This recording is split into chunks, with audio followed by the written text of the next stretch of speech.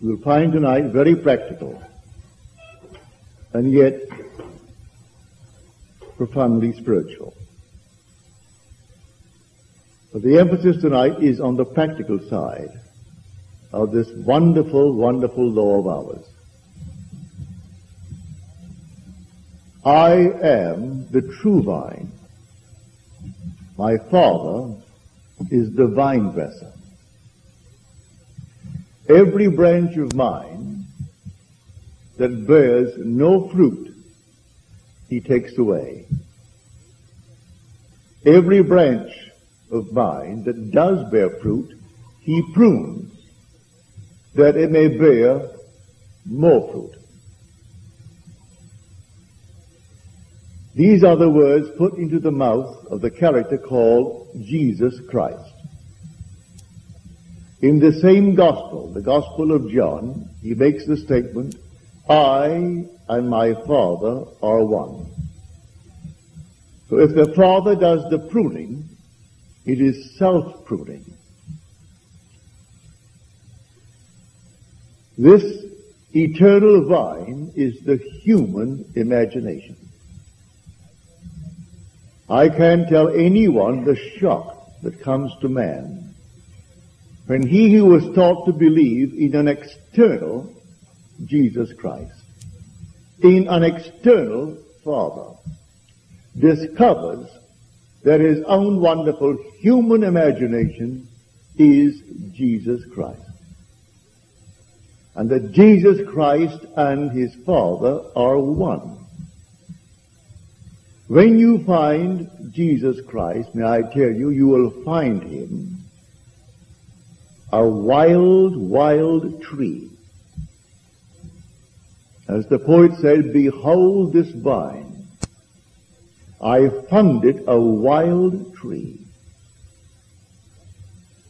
whose wanton strength had swollen into irregular twigs.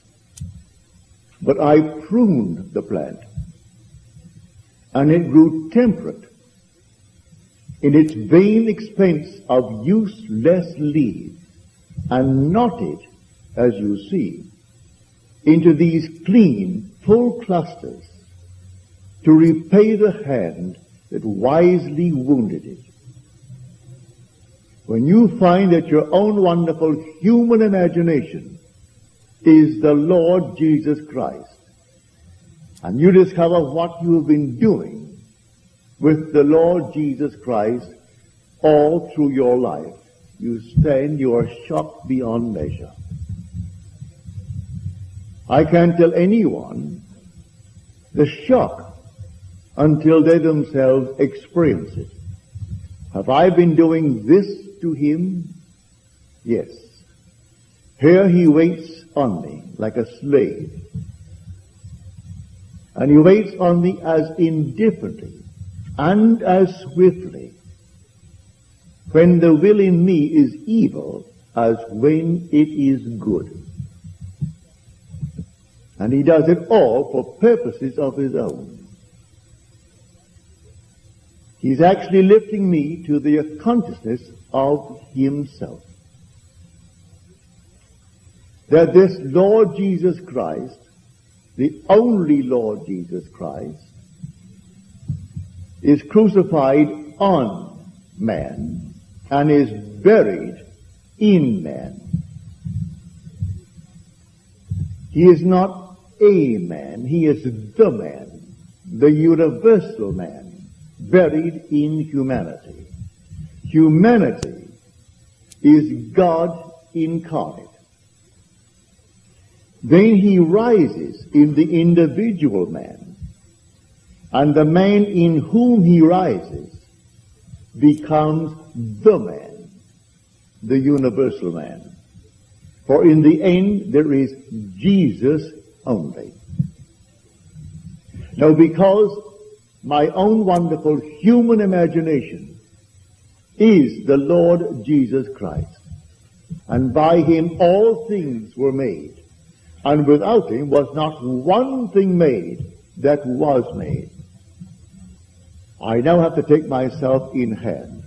I have found the vine. I am the true vine.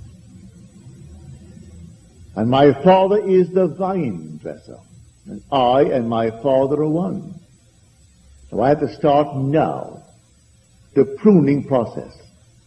It is not when I want something big in life that I operate this law. Every second of time I do it. It is not once a week on Sunday when I go to church, not once a day when I retire at night. I am constantly observing what I am imagining. For all the things that I am imagining are going to come to pass. They are not receding into the past. They are advancing into the future to confront me. I may not recognize my harvest when I see it, but nothing comes into my world but what it was first imagined. Everything in my world. The little insignificant things. You read in the paper and you react. You meet a friend and you react. And all these little things are imaginal acts, and they're coming into our world. Now let me share with you